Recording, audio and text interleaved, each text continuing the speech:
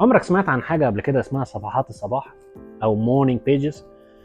صفحات الصباح أو المورنينج بيجز دي براكتس ذكرتها جوليا كاميرون في كتابها ذا ارتست واي في التسعينات.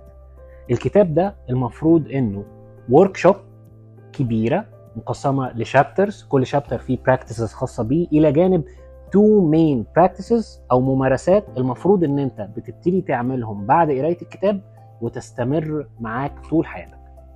واحدة منهم هي المورنينج بيجز، وهي بكل بساطة انك اول ما تقوم من النوم تروح جايب ورقة وقلم، قبل ما تشرب شاي، قبل ما تشرب قهوة، قبل ما تغسل وشك، قبل ما تعمل اي حاجة، تجيب ورقة وقلم وتكتب 3 صفحات كاملة.